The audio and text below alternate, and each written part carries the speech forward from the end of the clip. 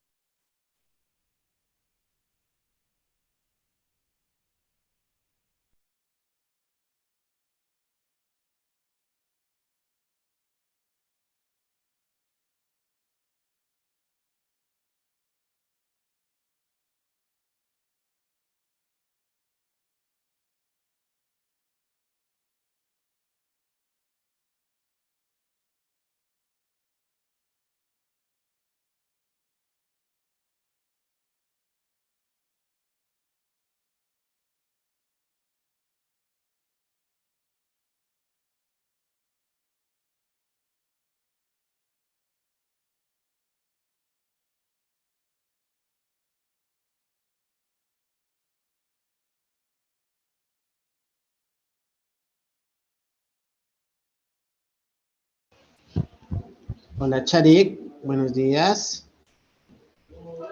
Hola, profe, buenos días.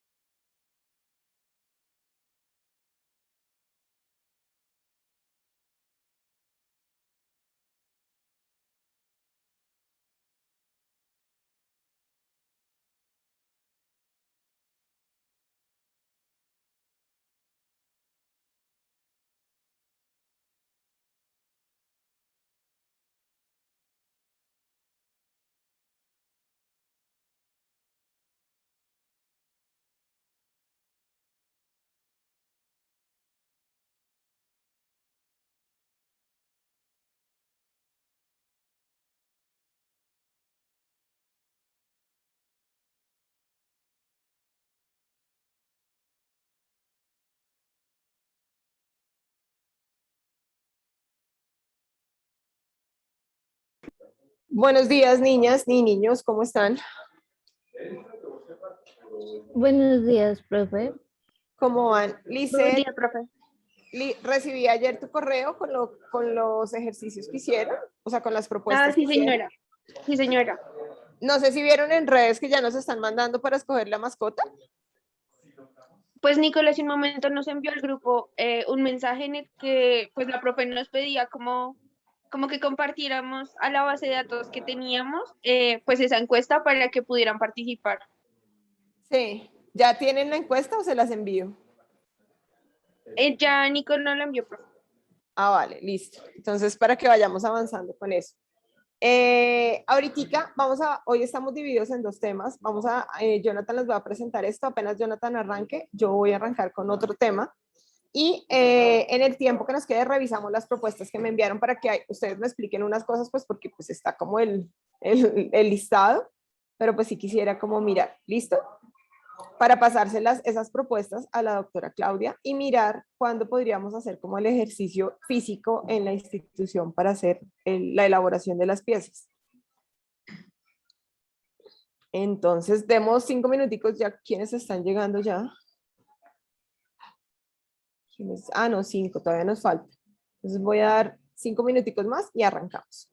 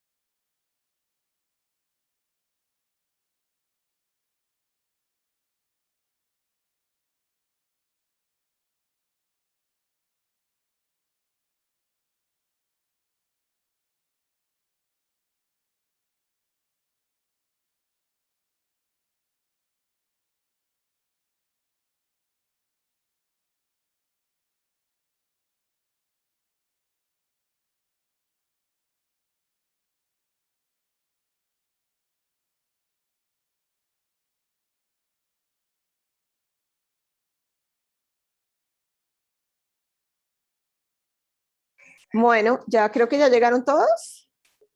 Voy a revisar mi lista. Nicole, ¿está así?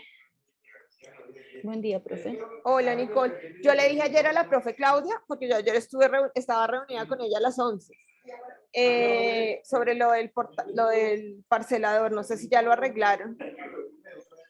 No, profe, yo lo revisé esta mañana y estaba igual. Bueno, voy a escribirle a esta señora Patricia Cueto, porque de pronto Claudia está ocupada y se le pasa. Listo. Entonces, como les decía, hoy vamos a tener 2 puntos. Vamos a iniciar como con esta parte, que dura aproximadamente media hora. Después vamos a revisar lo de las piezas y vamos a ver la responsabilidad social en la radio, que yo se las voy a explicar. Y pues eso es como lo que vamos a manejar hoy. Yo recibí el archivo ayer, ya lo leí, me pareció interesante, pero sí quiero hacerles como unas preguntas con respecto a lo que me envió Lisette. Entonces, empezamos.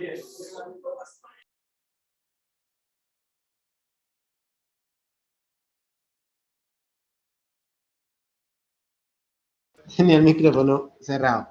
Bueno, muy bien, ¿cómo vamos? Hoy vamos a empezar con un tema muy interesante. Es acerca de mirar las realidades, ¿no? Mirar las realidades para los diferentes países. Entonces nos vamos a meter en un contexto internacional, ¿cierto? Bueno, preguntas muy sencillas. Entonces, pilas. Esto sí necesito que me lo digan, por favor, porque yo sé que ustedes saben. Entonces, van abriendo el micrófono y me van contestando, ¿vale? Entonces, empecemos con, ahí por lista, Charik. Hola, Charik. Hola, profe, buenos días. Buenos días. Charik, ¿cuántos países hay en el mundo? Ya me corchó, profe, no sé. Listo, bien. Nicole, ¿cuántos países hay en el mundo? Si no estoy mal, son 194 Sí. Muy bien, Nicole, sí, y 2 que señora. no son reconocidos, entonces 196. Ok, perfecto, muy bien, Nicole. Sí, señora, tal cual, esto según la ONU, ¿no? Pero si ustedes miran, hay muchísimas cuentas, ¿no? Hay cuentas que hablan de 205 países, hay cuentas que hablan de más, hay cuentas que hablan de menos. ¿Y por qué la diferencia? Porque cada país, digamos que muchas veces las organizaciones multilaterales que se están como arriba de los países y de la soberanía de los países, muchas veces, pues consideran que algunos países pues no son naciones, no son países, ¿cierto? Los consideran como territorios, como lo que dice Nicole. Ejemplo, por ejemplo, la ciudad del Vaticano, que queda en la ciudad de... ¿De dónde queda la ciudad del Vaticano? ¿En qué ciudad? ¿No es Roma?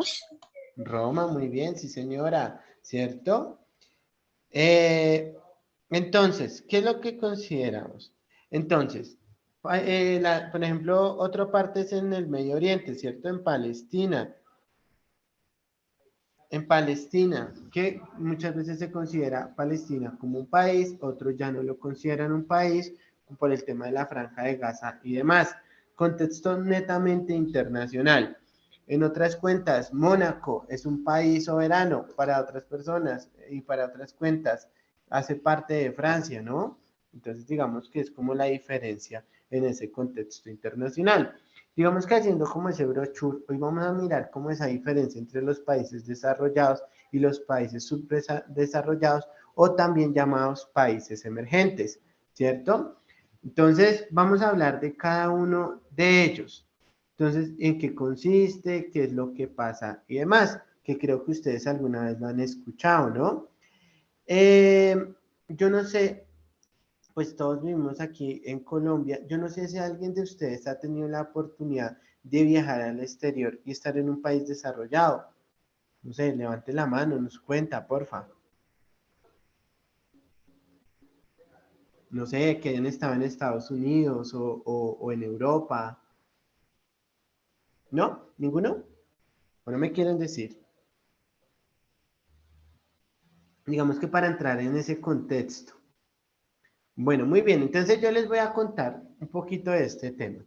Realmente cuando nosotros estamos hablando de países, y creo que ustedes como desde la comunicación pues les gusta mucho este tema y más de que la comunicación en el tema pues profesional, ¿no? Todos ustedes, pues por lo que percibo, son unas personas muy jóvenes, ya están en quinto semestre de comunicación, haciendo su carrera profesional y sé que muchos de ustedes le apuntan a otro país, ¿no? A un país diferente, ir a estudiar, ir a trabajar o simplemente ir a vacacionar, ¿cierto? Porque digamos que es la tendencia en este momento, todo lo queremos hacer, ¿no? Y resulta y significa muchísimo. ¿Qué es lo que pasa?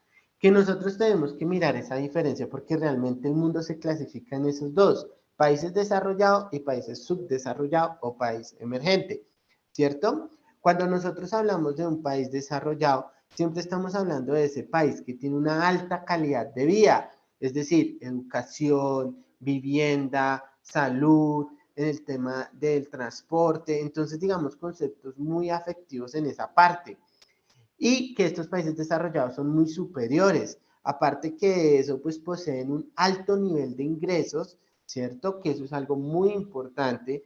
Y también percibe grandes avances industriales y socioeconómicos. Esos avances industriales y socioeconómicos de lo que hablo es en el tema de producción, en el tema del comercio, el tema de la educación también les va muy bien, ¿cierto?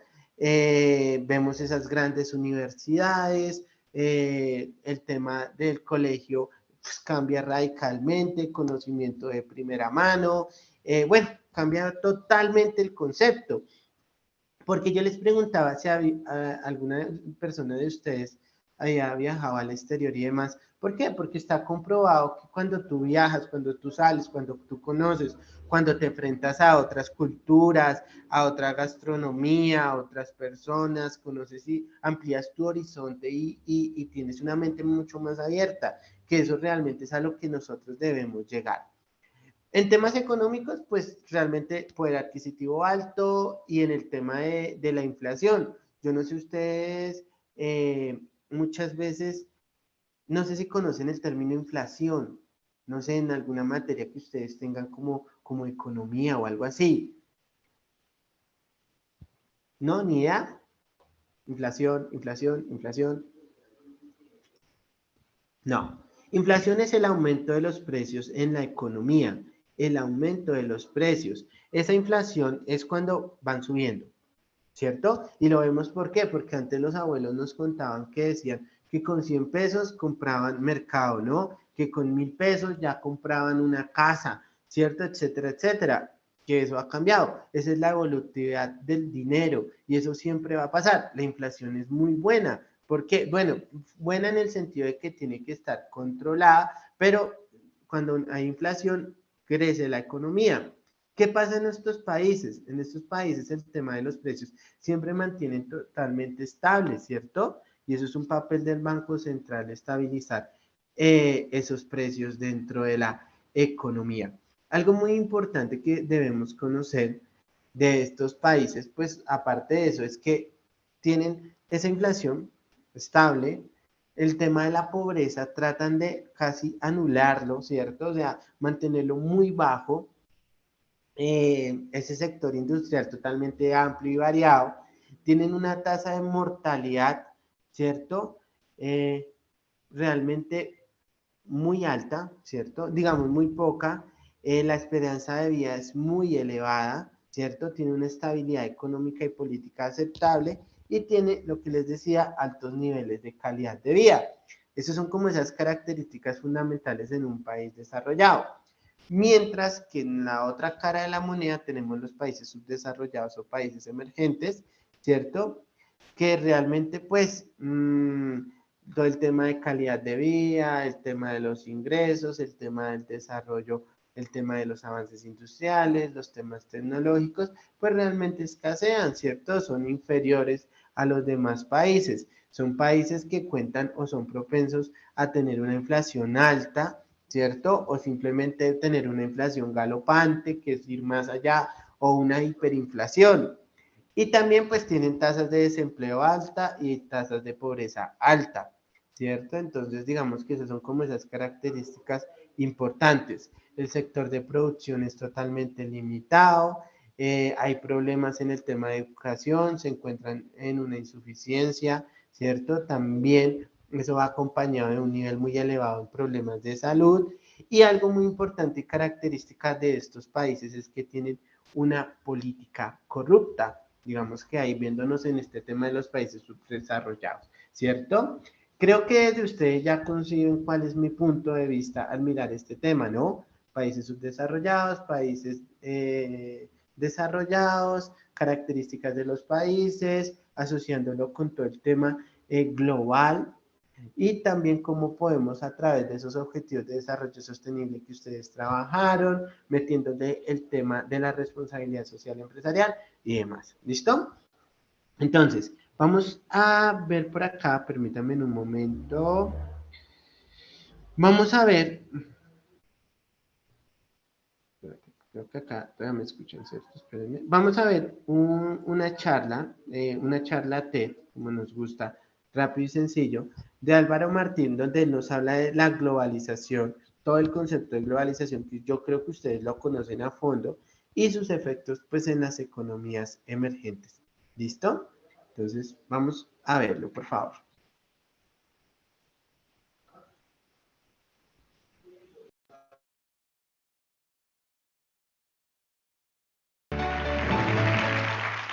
Hoy, aunque parezca lo contrario, vengo a hablaros de bocadillos. ¿Por qué de bocadillos os estaréis preguntando? Un bocadillo es el ejemplo más simple que tenemos de globalización. Imaginemos por un momento que no viviésemos en una España globalizada, abierta al libre comercio y con bajas restricciones, sino que viviésemos en una economía autárquica, o llevándolo más atrás, a la Edad Media, en una economía de subsistencia. Para tener nuestro bocadillo, como decía Adam Smith, un economista del siglo XVIII, no es por la benevolencia del carnicero, cervecero o panadero de donde obtendremos nuestra cena, sino de su preocupación por sus propios intereses. Debemos pensar que si quisiéramos producir nuestro propio bocadillo, al no poder comprarlo, deberíamos de comprar un cerdo, criarlo, matarlo y obtener el jamón. Estos serían unos 700 euros. Siguiente, para el queso, necesitaríamos seguir el mismo proceso del cerdo, comprar la vaca, criarla, obtener la leche y fermentarla. Estos serían de media unos 1.500 euros.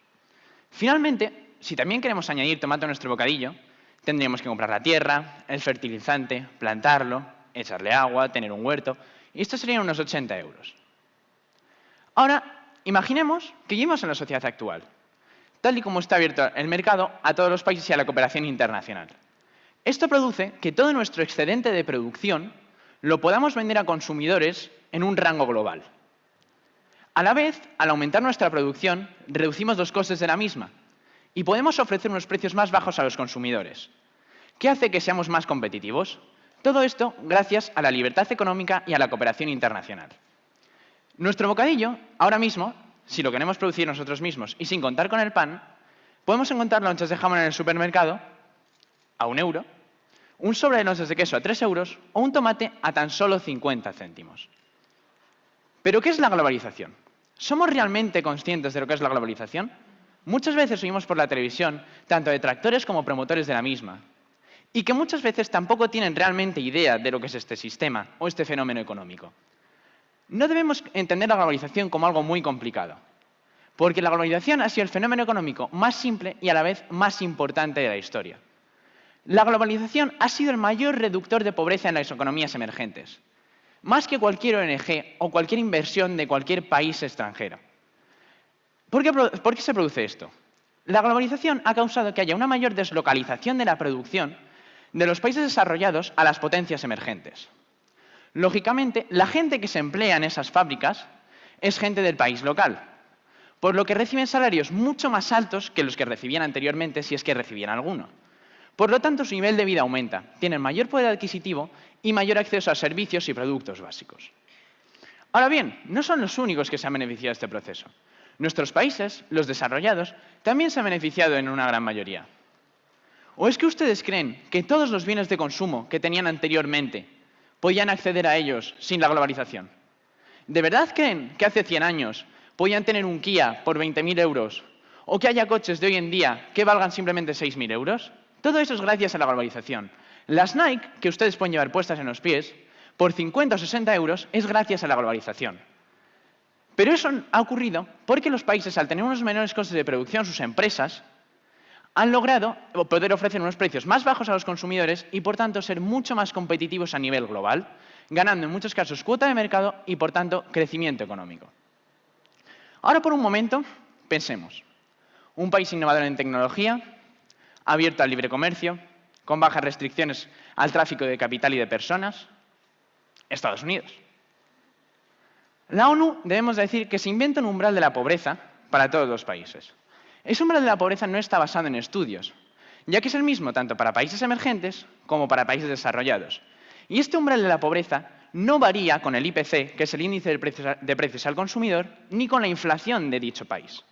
Por lo que en épocas de crisis, por ejemplo, al bajar los precios y producirse deflación, igualmente causa que la pobreza se vea en una burbuja, es decir, que aumente cuando el poder adquisitivo sigue dando acceso a servicios básicos. Si pusiéramos todas las rentas de Estados Unidos en fila y eligiésemos la del medio, eso sería la renta mediana, que serían $16.000 anuales. Es verdad, y tengo que admitir, que en Estados Unidos la desigualdad aumenta, y aumenta cada año. Pero como explicaré después, la desigualdad no tiene por qué ser negativa en una economía. En Estados Unidos hemos visto el caso como, aunque las rentas más altas se revaloricen a un dígito mayor, la gente con rentas más bajas está saliendo de la pobreza, porque se ven empleados en trabajos que antes no existían, gracias a que ahora toda la producción del sector primario y del sector secundario se hace en países emergentes. Debemos de tener en cuenta que Estados Unidos ha salido de la crisis a través de una mayor liberalización de la economía. Ha habido un mayor consumo en un entorno de baja inflación, que ha generado, por tanto, mayor beneficio en las empresas y crecimiento económico, llevando consecuentemente a lo que a todos nos interesa, que es un menor desempleo. El gráfico que podemos observar detrás es el índice de Gini. El índice de Gini muestra cómo ha aumentado la desigualdad, pero igualmente, si vemos cómo se reparten los salarios en Estados Unidos, observaremos que están mucho más repartidos y que hay mucho menor desigualdad salarial, que no de patrimonio, de riqueza, que en otros países. Ahora, pongamos un ejemplo de un país proteccionista, totalmente autárquico. Vayámonos al otro extremo de Estados Unidos. Este es Nigeria. Nigeria lleva más de 40 años en recesión. Nigeria tiene 120 millones de habitantes y unos recursos naturales que ya quisieran muchos países. ¿Pero por qué ocurre esto? Desde hace 40 años, entre los años 60 y 70, comenzó el proceso de globalización. Y Nigeria tenía un dictador por aquel entonces, que decidió cerrar las fronteras para que tanto sus recursos naturales como sus trabajadores no fuesen explotados. ¿Por qué tenía una tesis incorrecta este hombre? Porque los primeros interesados en que los recursos no sean escasos y no se acaben, y los trabajadores tengan un buen nivel de vida y, por tanto, sean productivos, son las empresas. Las propias empresas son las que quieren eso. Esto, algunos economistas, o proyectos de economista, como soy yo, dicen que es la maldición de los recursos naturales. ¿Por qué decimos esto? Si un país tiene un mayor número de recursos naturales, tenderá a ser mucho más proteccionista y abrirse menos al libre mercado, imponiendo más restricciones a través de tarifas o cuotas al comercio internacional. Por lo tanto, esos recursos, al haber una asignación ineficiente de capital productivo, es decir, al no tener dinero para invertir y producir bienes y servicios con esos recursos, terminarán siendo escasos y desgastándose en el medio y largo plazo, incrementando la riqueza general del país, como ha ocurrido en Nigeria. Nigeria, a diferencia de los países desarrollados, tiene un modelo de consumición y no de inversión. ¿Qué quiere decir esto? La inversión, en vez de ser productiva y de invertirse en actividades que puedan dar beneficio en el medio y largo plazo, se invierte en servicios sociales que realmente, si se generasen actividades empresariales, podría incrementar el nivel de vida mucho más en el largo plazo. Por lo tanto, Nigeria es un país subdesarrollado o en fase de desarrollo. Podemos ver que en el índice de Gini en Nigeria hay una diferencia mucho mayor de Estados Unidos. La diferencia entre países en el índice de Gini suele ser de 0,3, 0,2, que está dentro de lo normal. Pero Nigeria tiene una diferencia de prácticamente 3 puntos y medio del índice de Gini. ¿Será buena o mala la globalización? La globalización es sinónimo de riqueza. Da igual por dónde lo miremos. Desde 1970, las rentas de todos los países que se han sumado a la globalización han aumentado de media cerca entre un 30 y un 150% las más altas. En España, desde 1970, la renta media ha aumentado un 40%. Y la pobreza, o el riesgo de pobreza, se ha reducido desde prácticamente 50% a un 25,8% que tenemos hoy en día. Un ejemplo muy claro de desarrollo en competitividad pueden ser Asia y África. Asia en el año 1960 era uno de los continentes más pobres del mundo, después de África. Hoy en día algunos países asiáticos que se han abierto a la globalización, como China, se disputan ser el mayor PIB mundial junto con Estados Unidos. Y sus ciudadanos han incrementado el nivel de vida de manera impresionante en estos últimos 30 años. ¿Por qué se debe esto? Como os he explicado antes, mientras que muchos países africanos, exceptuando por ejemplo Sudáfrica, se cierran al comercio, China, ofreciendo unos menores costes de producción y una mano de obra más barata, ha conseguido que incrementen la producción las empresas de los países desarrollados y, por tanto, generen un crecimiento económico de hoy en día, según los últimos datos del Fondo Monetario Internacional, un 6,9%. Si vemos las variaciones del PIB interanual en esta tabla, que no es lo mismo que el crecimiento, podemos ver cómo mientras Estados Unidos y Europa tienen variaciones del PIB negativas, mientras tanto América Latina y Europa del Este tienen variaciones positivas del 2%. Pero ya si nos vamos a Asia, debido a una mayor apertura al comercio, tienen variaciones en positivo de prácticamente el 6%, algo nunca visto antes en la historia, ni de la economía, ni de la historia, ni de la política. Si contamos con que el umbral de la pobreza es $1,50 al día, como establece la ONU, sabremos que en el año 2000, desde el año 1970, la pobreza se había reducido 1/3 a nivel global, en más de 1.000 millones de personas. También tenemos que tener en cuenta, como podemos ver en este gráfico, que los países con percentil de renta más altos, como puede ser España, que se encuentra en el 35% más alto, han reducido la pobreza de manera abrupta desde el año 1970 hasta el año 2000. ¿Pero a qué se debe realmente esto? Esto se debe a que al haber una mayor deslocalización del sector primario y del sector secundario, que son el sector prácticamente que se dedica a la agricultura y el sector secundario a la manufactura, ha abierto un espacio mucho mayor de empleo en el sector terciario, que suelen ser sectores que pagan unas rentas mucho más altas y, por tanto, generan mucha mayor riqueza.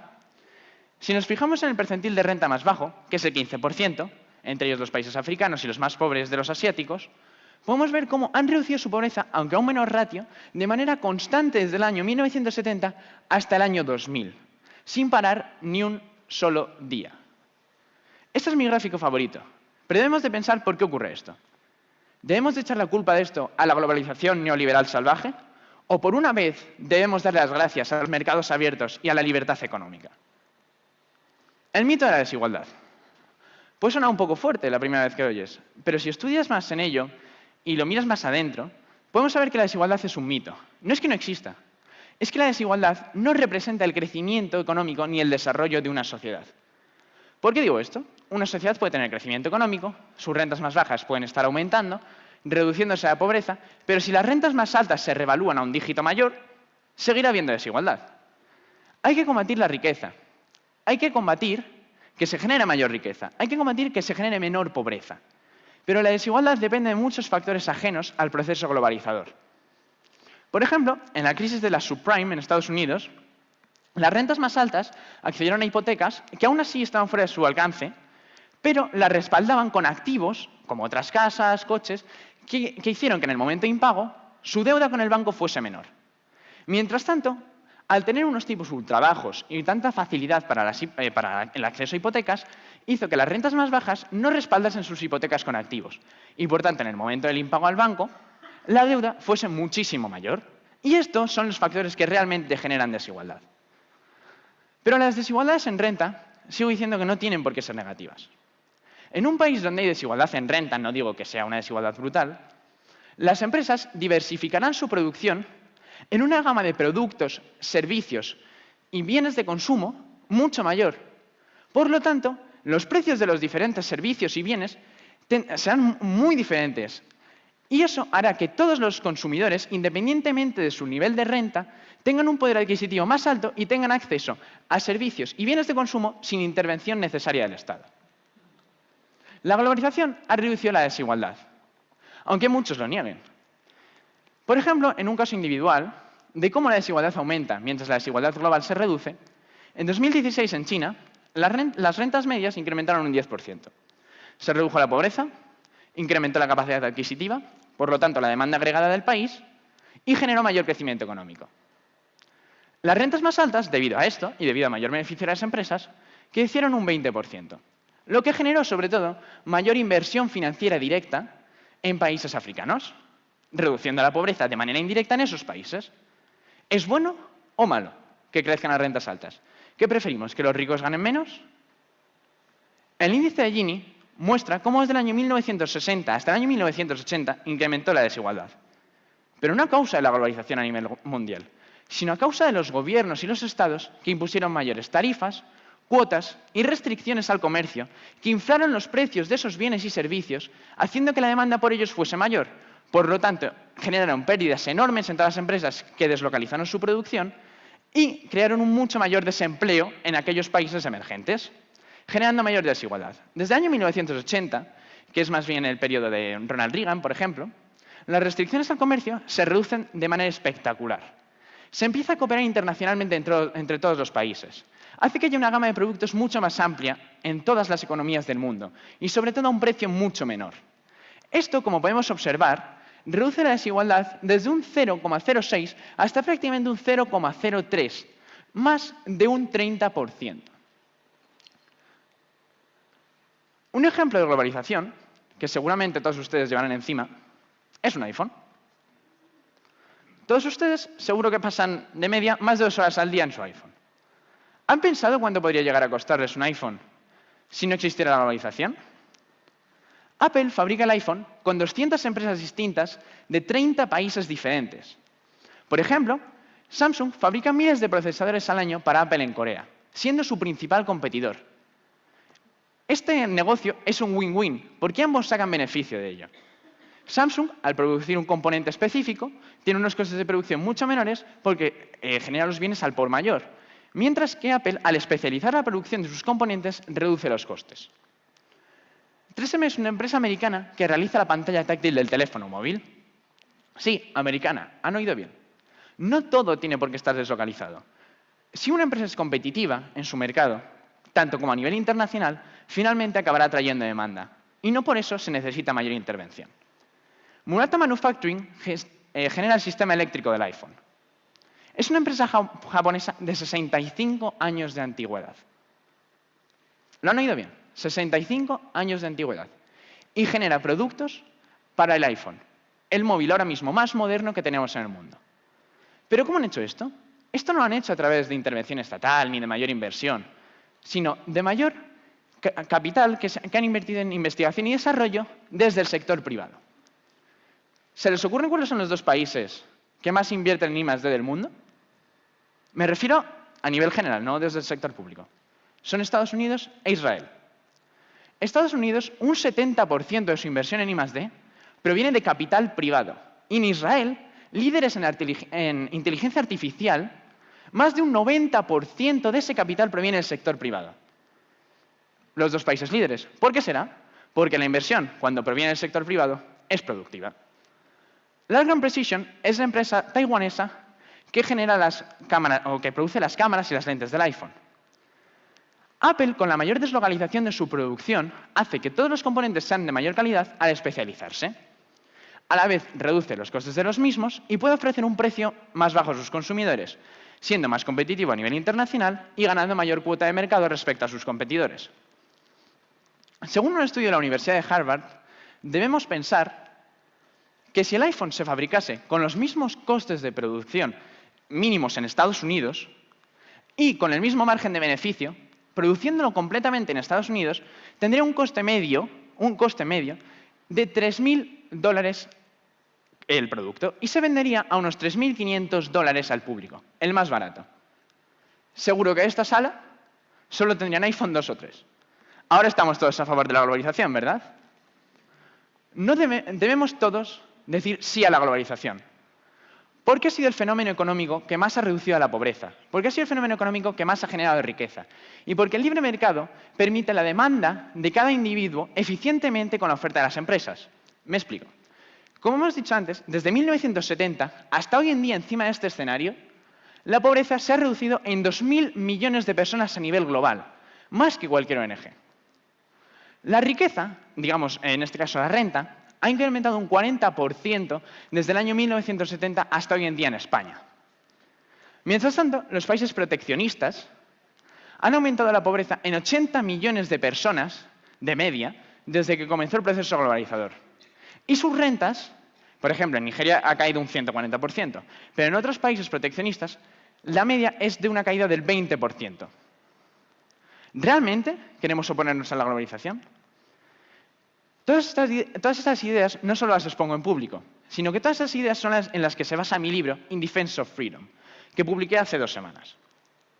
Me gustaría terminar con una frase del economista chileno Axel Kaiser, autor de La tiranía de la igualdad. ¿Qué preferimos? ¿Una sociedad donde todos seamos igualmente pobres y no haya desigualdad? ¿O una sociedad donde todos seamos desigualmente ricos, pero a nadie le falte de nada?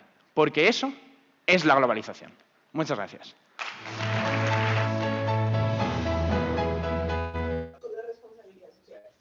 Listo.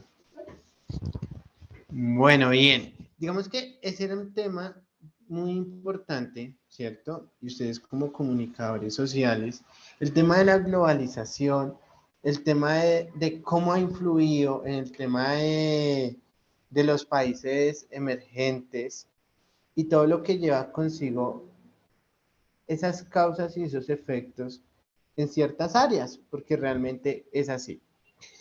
Hay unos puntos claves y es en el momento de análisis, ¿cierto? Y sé que alguna vez ustedes les va a tocar enfrentarse a estos tipos de temas, ¿no? Porque realmente pues es la realidad de lo que está sucediendo. Realidades donde comenzamos a hacer un análisis.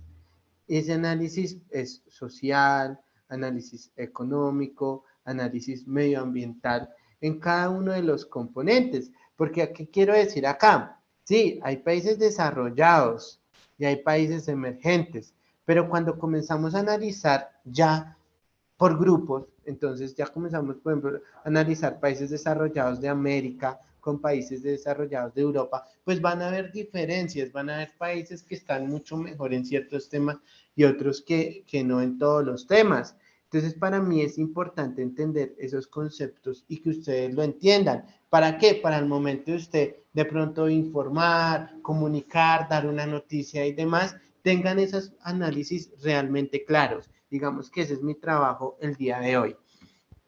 Algo muy importante, y son 2 términos esenciales, es lo que se conoce como crecimiento económico y lo que se conoce como desarrollo.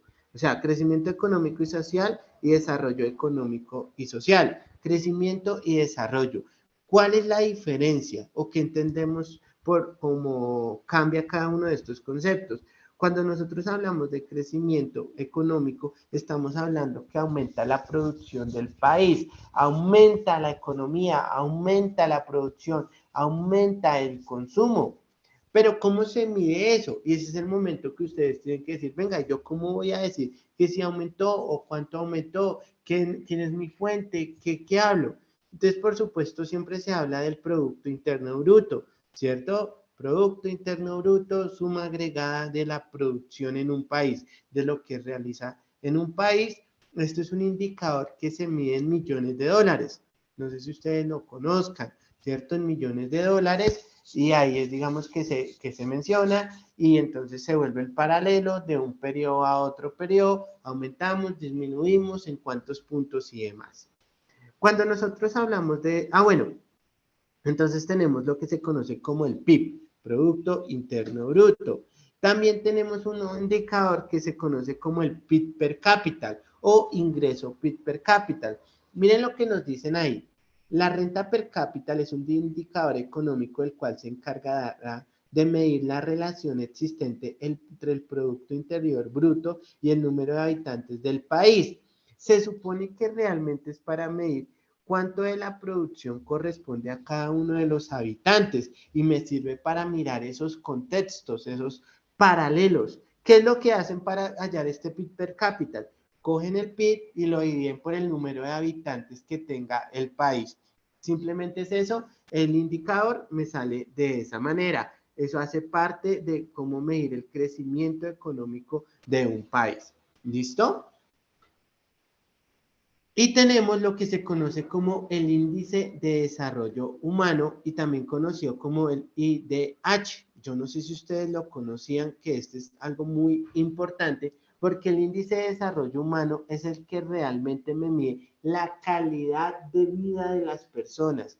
Anoten por favor ahí, calidad de vida de las personas, índice de desarrollo humano. Ese índice de desarrollo humano, ¿cierto? Está medido por puntajes y está listado por cada uno de los países, ¿cierto? Y se les da un porcentaje de acuerdo a las características que tengan. ¿Listo? Entonces tenemos el PIB, tenemos el índice de desarrollo humano.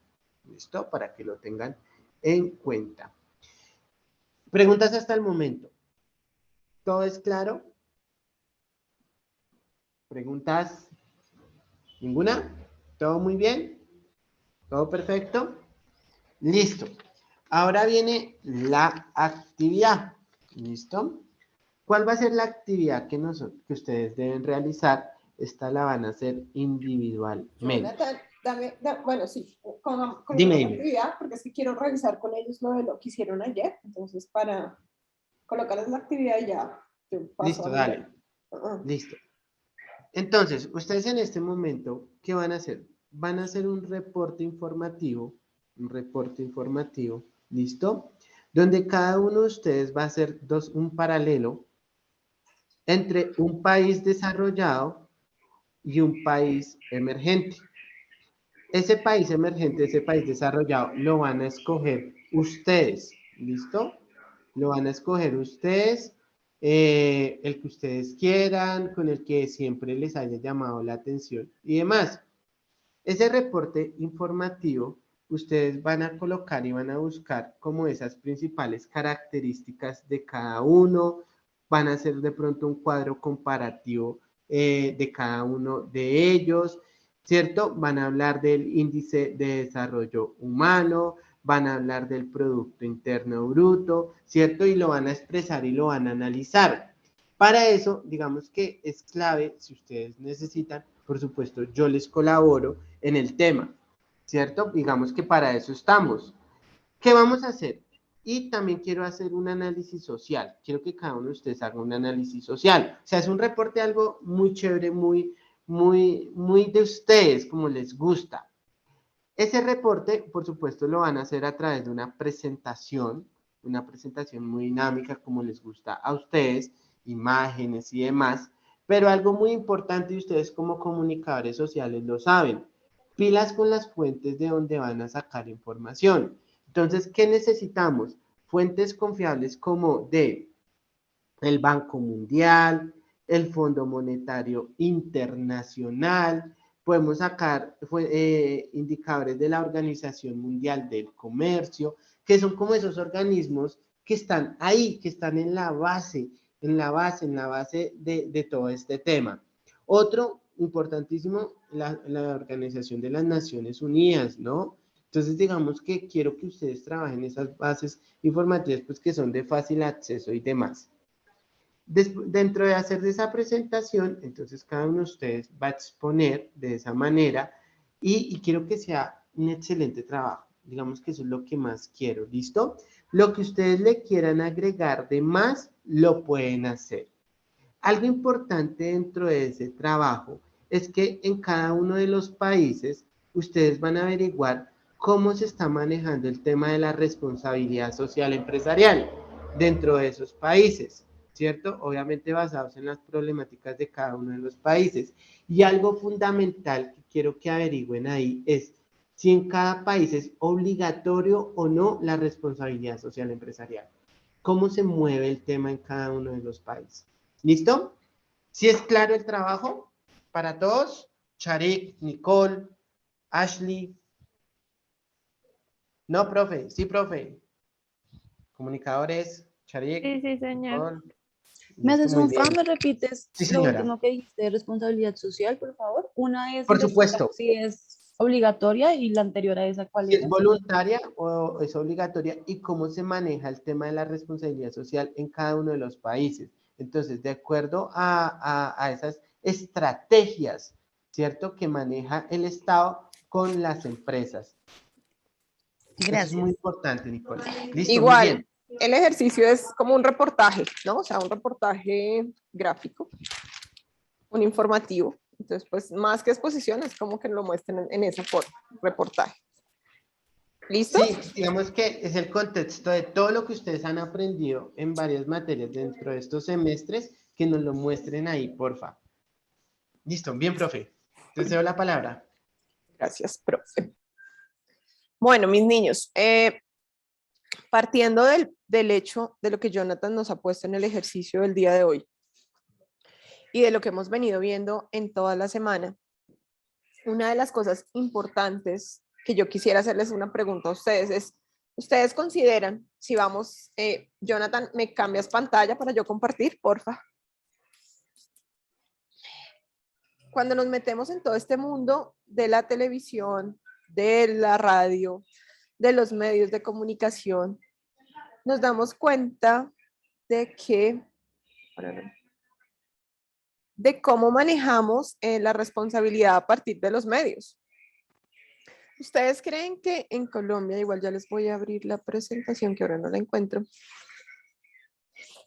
Ay, la responsabilidad a nivel de la radio, ¿cómo creen ustedes que se maneja? ¿Ustedes creen que sí se cumple con todos los pilares y todos los principios que se deben manejar en la radio o no? Denme un segundo y comparto. El cambio es brutal entre un tema y otro, pero pues es la conexión con el ejercicio. Bueno, entonces, cuando nosotros nos metemos en todo el contexto de la responsabilidad social en la radio y en la televisión, ustedes se van a dar cuenta que hay diferentes normas. En este momento, el ejercicio que está acá y el ejercicio que se manejaba dentro de la plataforma de ustedes está con una ley de Venezuela. En Colombia, la responsabilidad social con respecto a los medios, pues hay normas, pero no hay normas tan específicas y un poco claras con respecto a eso. Sí hay una legislación que regula el uso de la radio y de la radio responsable, ¿cierto? Desde los inicios de la radio en Colombia, donde simplemente lo que se busca, y ustedes lo saben, es que en la radio se maneja como toda la parte informativa, ¿cierto? Y parte del inicio de la parte formativa y del comportamiento. Entonces, si nosotros miramos el público colombiano y a nivel, pues no hablemos de acá, nuestro público colombiano, todavía hay unas generaciones que todavía usan la radio, hay otras que no, se dedican más a las plataformas digitales. Pero la radio como tal tiene cierta influencia y todavía dentro de los estándares de la publicidad y el manejo de las comunicaciones, los medios masivos siguen ocupando el primer lugar. Todavía no han sido desbancados por todo lo que tiene que ver con la parte digital. Entonces, en esa medida es darnos cuenta que el manejo de las opiniones, de las ideas, a través de estos medios de comunicación tienen que ser lo suficientemente responsables por la influencia que tienen en cada una de las personas de los países. En este caso, vamos al grupo de RCN Radio. Entonces, cuando nosotros nos metemos en esta parte, no sé, de lo que tiene que ver con RCN, ¿cierto? RCN, pues últimamente ha tenido cierta afectación y ha sido catalogado como un medio de comunicación de derecha y ha tenido ciertas agresiones por parte de las personas, pues cuando ha habido todos estos paros y todas estas cosas. Pero digámoslo así, la misión y la función que ellos tienen como grupo empresarial es manejar toda la parte de la cultura del entretenimiento, ¿cierto? Y tener una información transparente y veraz. Entonces, es importante que ellos también, en las últimas décadas, desde el 2016, generaron diferentes campañas. En el 2016, más de 120, y hoy en día, si nos damos cuenta, manejan muchas campañas que se están enfocadas hacia la parte de la responsabilidad social, ¿cierto? Que van encaminadas a que a través de sus medios poder fomentar, incrementar el desarrollo social, el desarrollo económico del país. Hay personas que de pronto van en contra, pero pues ese es como el principio de la radio y de RCN como tal. Cuando ya nos metemos con Caracol, ya nos vamos a dar cuenta, y acá hacen una comparación de la actividad que Caracol Radio tuvo hace muchos años en el cubrimiento de una de las pues, o sea, en el cubrimiento informativo en una de las tragedias más grandes que Colombia ha tenido, que es lo que pasó con el Nevado del Ruiz en noviembre de 1985, ¿cierto? Donde hubo grandes cantidades de víctimas y donde pues fue como tal, lo conocemos pues una situación de la naturaleza, ¿cierto? Y de esa forma, Caracol Radio es reconocido como la persona que hizo el cubrimiento informativo. Pero si nosotros nos vamos a nuestra época, muchas veces las personas critican de cómo se manejan mal los medios en la medida como muestran de pronto de forma fuerte los contenidos en este tipo de accidentes o en este tipo de fenómenos de la naturaleza. Yo por lo general los sábados como trabajo me veo como eso que ponen de defensa al consumidor y entonces ahí ve uno las quejas de las personas con respecto a los malos usos de los medios de comunicación, en el caso pues ahí es directo con la televisión, y de cómo muestran y cómo enfatizan como en las cosas malas y no exaltan las cosas buenas de lo que sucede en el día a día de nosotros. Entonces ahí se ha llegado en este momento a la evolución que tenemos en el hecho de que miren que la mayoría de los canales y a través de las emisoras, las que quedan, se están generando proyectos de apoyo. Entonces, por ejemplo, en Caracol tienen Titán Caracol, creo que es, donde exaltan el trabajo o la evolución o el conocimiento o el apoyo de ciertas personas a la sociedad. Lo mismo en el caso de RCN. Entonces, esos son elementos, programas, digamos así, secciones que se tienen dentro de los noticieros o dentro de diferentes pedazos o sea, del día de su programación, donde nos muestran como ese impacto que ellos como canal hacen hacia la sociedad. Les hago la pregunta en este momento a Charik, que creo que es el nombre que más me acuerdo.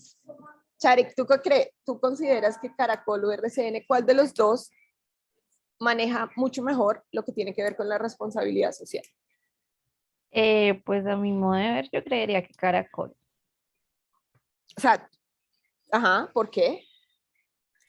Pues por lo que tú comentas, profe, ellos son los que están como más presentes, por decirlo así. Entonces, a la sociedad es como lo que más le interesa en ese sentido, de que estén presentes en esas problemáticas, a pesar de que pues ahorita, como lo venías comentando con RCN, pues Caracol también se ha venido polarizando un poquito, entonces eso pues le ha como quitado un poquito de esa importancia que tuvo cuando cubrieron lo del Nevado del Ruiz. Sí.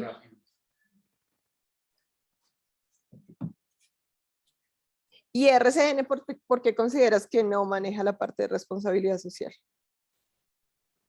No, ellos son como muy dados a como lo superficial y es como al tipo de que vamos a mostrar lo que para nosotros es bien, o sea, para ellos como canal, no para la sociedad. Sí. Dame un segundo que estoy escribiendo acá bueno, listo. ¿Quién más? Nicole, para ti, ¿cuál es maneja mejor la parte de responsabilidad social?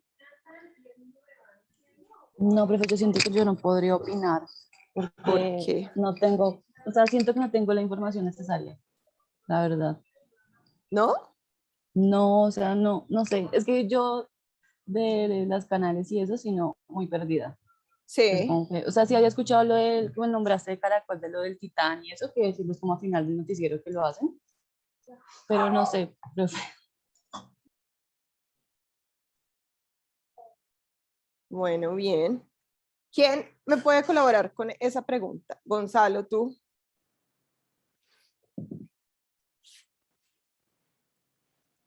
Gonzalo, ¿estás por ahí? Sí, profe, no, pero también estaba como pensando en la duda, me quedé como en la duda de la pregunta. Siento como que RCN sí siempre intenta como cumplir, igual RCN también tiene una parte, ¿no? Como un programa especial que se llama, bueno, que intenta, es que no recuerdo muy bien el nombre en estos momentos, pero creo que también tiene un programa que busca como eso, como ayudar a las personas, pero no, sin embargo, no, o sea, digamos, yo también siento como que entre los dos, de pronto gana Caracol, pero no estoy seguro. Para ti, perfecto. Listo. Entonces ahí es donde nos damos cuenta cómo de cierta forma los medios de comunicación pueden influenciar. Ustedes dentro de su, pues yo creo que ustedes deben ser más como de las plataformas nuevas, como de tipo de otros canales. ¿Ustedes cómo creen que se maneja un poco a nivel de otros canales, cómo manejan toda esta parte de la responsabilidad a través de las diferentes aplicaciones, de otros canales que ustedes vean?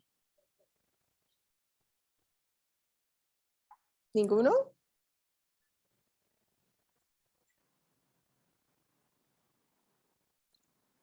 Bueno. Entonces, es importante ver ese comparativo. Les recomiendo para que revisen. La responsabilidad social hoy en día la vemos en nuestro día a día desde que nos levantamos. Entonces, ahora voy a pasar a lo del proyecto que me enviaron ayer porque tengo varias preguntas y varias observaciones. Dime. Una pregunta, por ejemplo, en TV realiza como, como campañas para la conciencia, sí, como para dar conciencia acerca de las enfermedades de transmisión sexual. ¿Eso Sí. entraría en responsabilidad social? Claro, porque te acuerdas ok. ¿te acuerdas los objetivos que vimos la semana pasada? Donde está todo lo que tiene que ver con el hecho de la maternidad, la alimentación de la infancia. Entonces, todo eso, cuando generamos conciencia positiva en la gente, es responsabilidad social. Sí, Vale, sí. profe. Sí, gracias. Vale, denme un segundo, voy a contestar una llamada, ya vuelvo con ustedes a... Aló.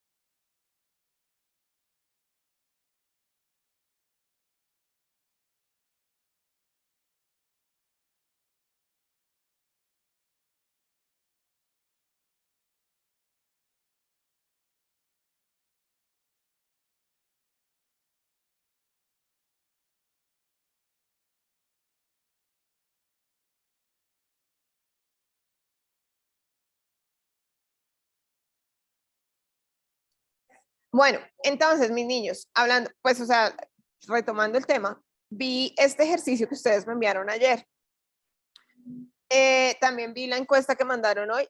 Yo se los juro, estoy metida en un grupo, yo juraba que era de otra cosa, porque me lo nombraron como capacitación docente, entonces no tengo ni, o sea, no tenía ni idea hasta hoy que me mandaron una encuesta de la mascota. Me parece interesante como todo lo que ustedes, estas fotos y ojalá lograrlas en esa forma me parecería increíble, muy artísticas, muy juveniles, increíble. Donde me viene la duda y donde veo como el problema, o sea, no el problema y quisiera que me lo explicaran, es esta parte. ¿Por qué?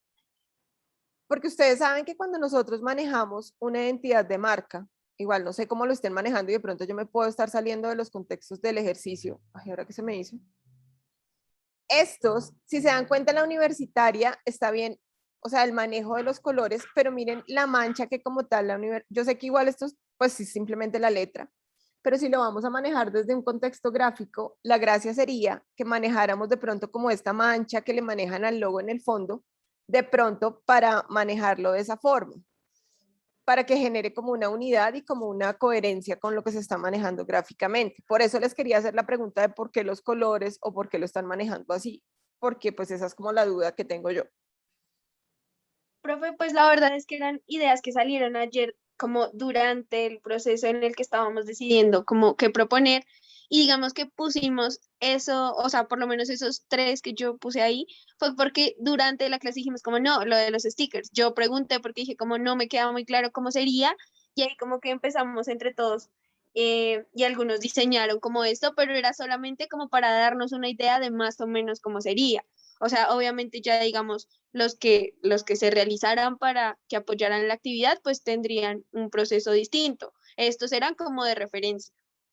Ah, bien, porque esa sería como la corrección, pues sí, está bien lo de los stickers, pero pues sí les haría como la corrección con respecto pues como a jugar como con la tipografía, como los elementos que tiene la universitaria, porque si vamos a crear conciencia con la marca, pues tenemos que ser coherentes con la misma marca, o sea, como que está bien de que queremos que la gente vuelva a la U a estudiar, pero también tenemos que meternos en el cuento de que queremos que para volver tenemos que reconocerla como marca.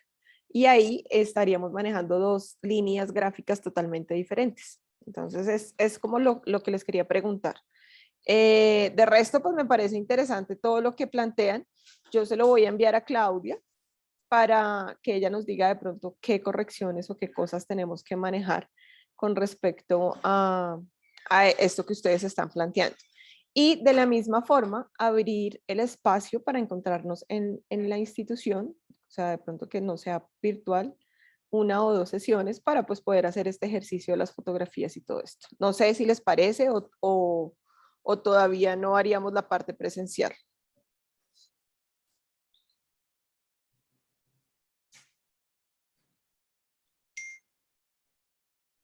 Sí, profe, yo creo que sí.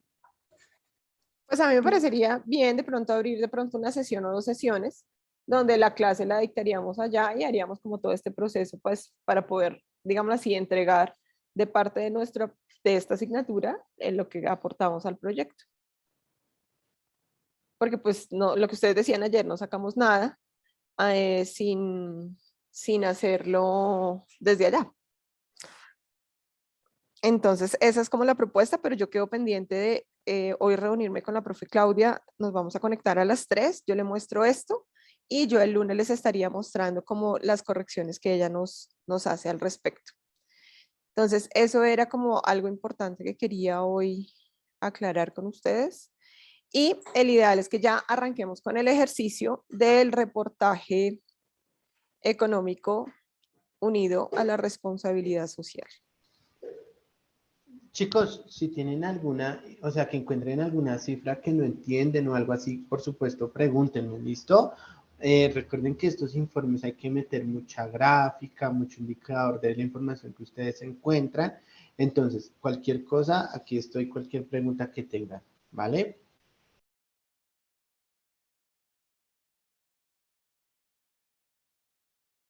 Vale.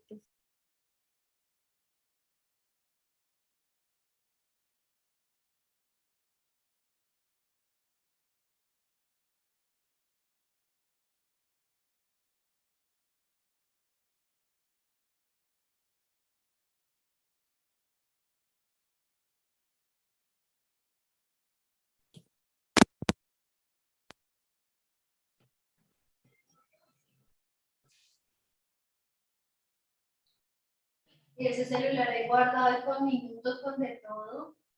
Para que te des cuenta. No, verdad que las herramientas están.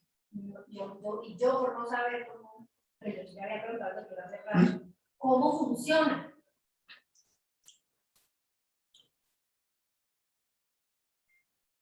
Pero es que ahí se junta el hambre con las ganas de comer.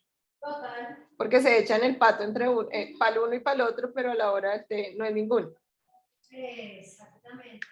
Ah, sacaron una Me película. gestiono otra necesidad. ¿De Marvel? No, de colombiana, esa gente. Chistosa. No, a mí este fin de semana me toca Ahora voy a promover el uso de pagos.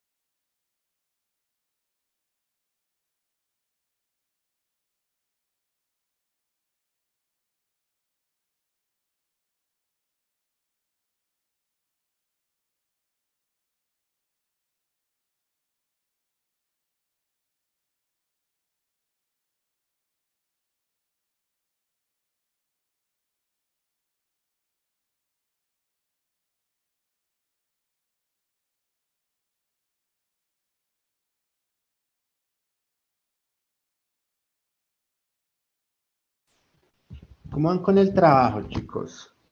Bueno, voy a llamar uno por uno y me cuentan qué países escogieron, cuál fue el país subdesarrollado y cuál fue el país emergente, digo, desarrollado y emergente que escogió cada uno, ¿listo? Y me van contando.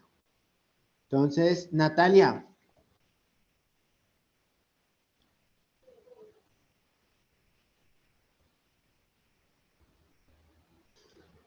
Si está Natalia, no está Natalia. Gonzalo, cuéntame tú. Bueno, yo escogí como país desarrollado a Canadá y como país emergente a México. Ok, sí, sí, sí, me parece muy chévere. Y algo muy importante ahí que tú tienes que analizar es el tratado que tienen ellos, el CAM. ¿Listo? Revísalo, porfa. Ok. Es muy importante y cómo desde esa parte se pueden vincular ambos países. Pégate una revisada. Muy bien. Ya llamo a los demás.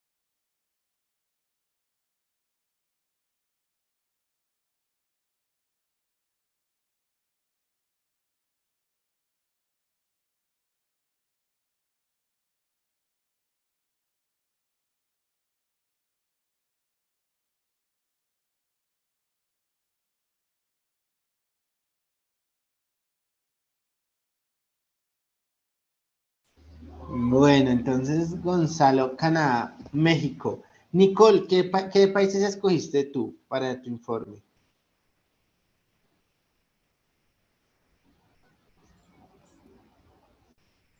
Yo escogí, no, Noruega y estoy pensando si Colombia. No he decidido Mm, todavía el segundo, pero está Colombia. Noruega, oh, muy bien, te fuiste a lo más alto, ¿no? A En Nicole. Sí, índice de desarrollo humano. eso estoy viendo. Sí, o sea, te fuiste muy, no, genial, genial que hayas escogido Noruega. Pero no, búscate, bueno, Colombia, no, búscate otro país que de pronto te llame la atención, Perú. que de pronto que siempre hayas querido visitar o algo para que te empapeles más del tema, ¿listo? Pero muy bien, Dale, Nicole. vale.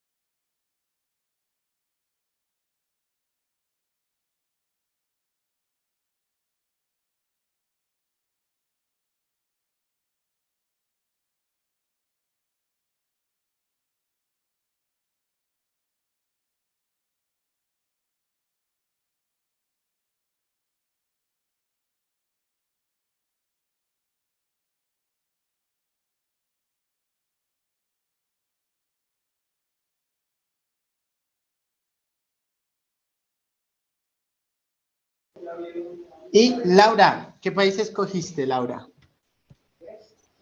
Laura Epiayú.